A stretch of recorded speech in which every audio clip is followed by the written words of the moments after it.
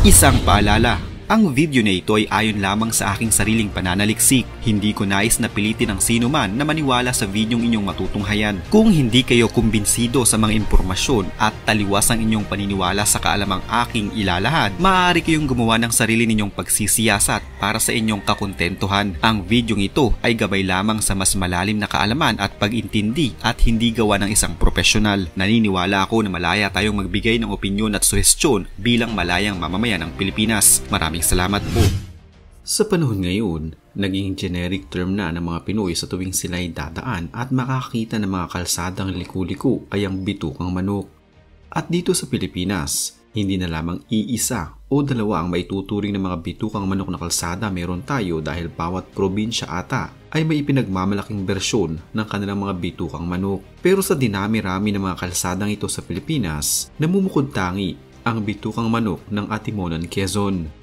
Ano nga bang hiwagang bumabalot sa kalsadang ito? Ilang aksidente na kayang nangyari o naganap sa kalsadang ito? At bakit nga ba hindi nilang ginawang diretso ang kalsadang ito sa halip na liku-liko? Mas mabilis lang sana kung diretso, mas mura pa ang aabuting halaga sa pagpapagawa nito. Halina't ating tunghayan ang mahiwagang Bituka Road ng Atimonan, Quezon.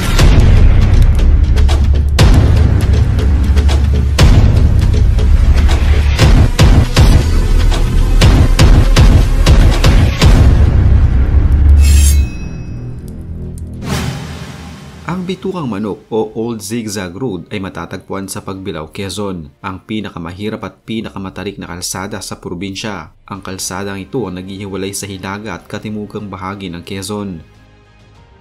Itinayo noong dekada 70 ang Bitukang Manok o Old Zigzag Road ng Quezon. May tuturing na isa sa mga pinakakinatatakutang kalsada ng mga motorista.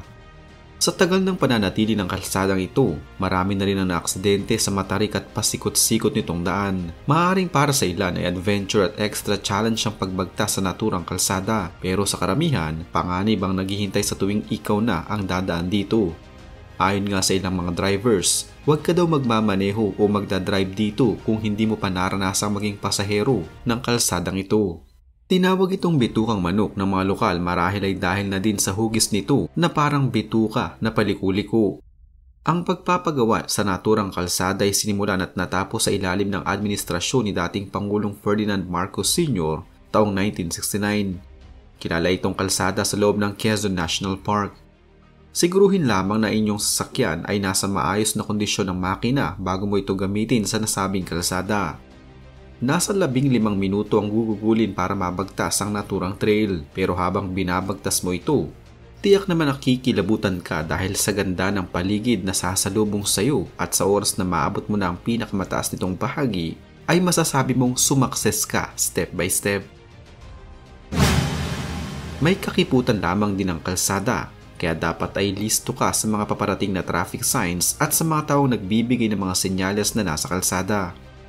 Mas mainam din na iwasang dumaan sa kalsadang ito sa panahon ng tagulan. Pero alam nyo ba na bukod sa kakilakilabot na tanawin sa kalsadang ito, tiyak na din nakikilabutan ka lalo na kung gabi kang dadaan sa kalsada.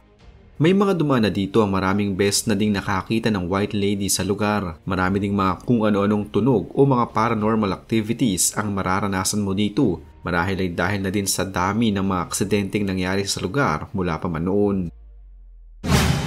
Marami sa ngayon ang nagtatanong kung bakit hindi na lamang ginawang straight o diretso ang kalsadang ito para mas mabilis at mas tipid sa konstruksyon. Kung mapapansin kasi, madalas na ang mga kalsada sa mga kabundukan ay liku-liko at hindi straight. Ito ay sa kadahilan ng ang mga bundok tulad ng nasa Atimonan ay may kataasan at hindi pantay ang lupa. Kapag matarik ang isang lugar, masyadong delikado kung gagawa sila ng kalsada ng isang diretso. Unang-una, magiging napakahirap para sa mga sakyan na umakyat sa isang diretsong kalsada ng pataas. Mabuti sana kung lahat ay afford makabili ng mga magagandang SUVs o mga sakyang pang off-road. At kung bababa naman sila, lubhang delikado din dahil dire-diretsong mga sakyan at walang hinto. Paano kung may mawala ng preno sa mga ito? Kung gagawa sila ng diretsong kalsada sa bundok, para na rin silang gumawa ng slide sa mga resorts na anumang oras ang mga sakyan ay bubulusok pababa at mahirap ng pigilan na maaaring magdulot ng malalang aksidente. Pero alam nyo ba na sa dinami-rami ng mga bitukang manok na daan kung tawagin, ang may tuturing palang pinakadelikadong kalsada o daan sa Pilipinas ay ang Halsema Highway. Ang Halsema Highway na kilala rin bilang Baguio-Bontoc Road o Mountain Trail ang itinuturing na most dangerous highway sa bansa at one of the most dangerous roads sa mundo ayon sa List 25 noong March 2013. Dahil sa maraming naitanang aksidente sa 150 kilometrong highway na ito. Ito rin ang itinuturing na highest altitude highway sa Pilipinas at dahil sa taas nito, pagiging landslide prone area at makapal na fog kapag umaga kaya madalas ang aksidente sa lugar.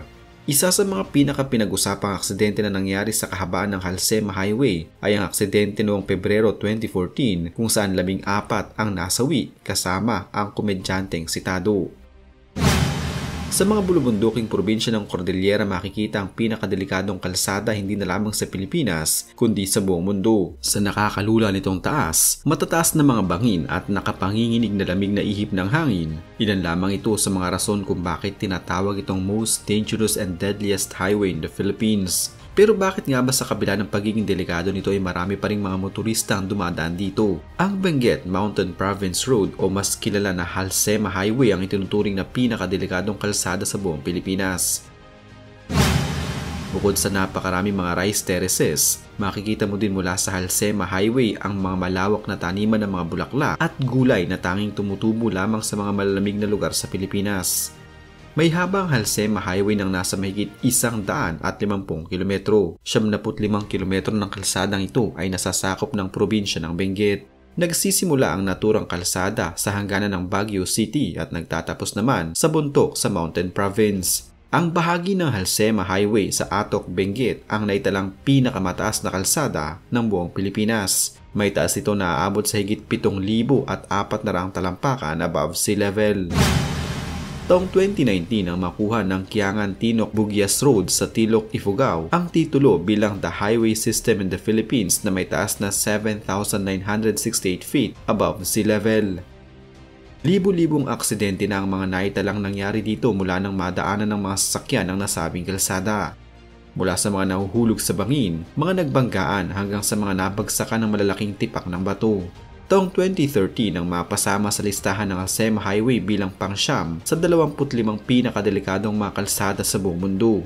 Bagamat delikado, napakahalaga ng ginagampanan ng kalsadang ito sa mga nadadaanan nitong probinsya at sa buong rehiyon ng Cordillera. Ito lang kasi ang tanging nitong madadaanan mula sa Baguio City patungo sa mga liblib na bayan ng Cordillera. Bukod sa titulong the highest highway system in the Philippines, dinarayo din ang lugar dahil sa mga magagandang tanawin, malamig na klima at sariwang simoy ng hangin. Bukod sa pagiging delikadong klase ng kalsada, ang Halsema Highway nagsisilbing daanan para makita ng ating mga kababayan ang mga nakatagong yaman ng Cordillera. Hindi may kakaila ang makapigil hiningang tanawin na matatanaw mo mula sa Halsema Highway. Subalit napakadelikado naman ito lalo na sa tuwing sasapit ang panahon ng tagulan, kung saan karaniwan ang pagguho ng lupa at nagiging madulas ang mga inaspaltong bahagi. Ang pinakamataas na bahagi ng kalsadang ito ay mataas pa kaysa sa tuktok ng bundok Banahaw. Sa kabila ng pagiging napakadelikado nito, malaki din ang tulong ng kalsadang ito sa mga taga-Cordillera upang magbaba ng kanilang mga produkto na kanilang dinadala sa iba't ibang parte ng Luzon hanggang sa Metro Manila.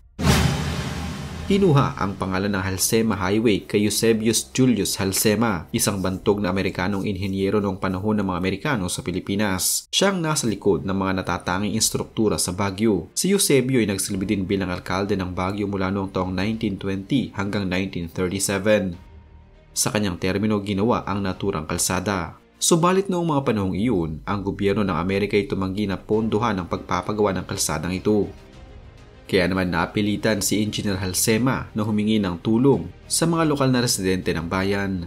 Matapos ang pagtutulungan ng mga taga-Cordillera, sa wakas ay natapos ang Halsema Highway at binuksan ito sa publiko noong taong 1930. Noong mga nakaraang taon, Ang Halsema Highway ay prone sa mga landslide lalo na sa panahon ng tagulan. Ito ay dahil na rin sa kulang ito sa mga magsisilbisa ng harang sa gilid ng naturang kalsada. At mas lumala pang sitwasyon sa panahon ng tagulan dahil halos nagzi-zero visibility sa kalsada dahil sa kapal ng hamog na bumabalot dito. Pero hindi din naman nagtagal ay pinagtuunan din ng pansin ng DPWH ang kalsada. Pinaglaanan nila ito ng sapat na budget upang mapaayos at mas mapaganda. Simula ng taong 2011, ang Halsema ay maayos nang nadadaanan at kaunti na lamang ang motoristang natatakot na dadaan dito. Gayunpaman, ang kalsada patungong Sagada ay hindi pa din ganun kaganda at patuloy pa rin inaayos. Pero nagagamit pa rin naman ito upang mapuntahan ng mga turista ang mga nakasabit na kabaong sa isang bangin sa Sagada.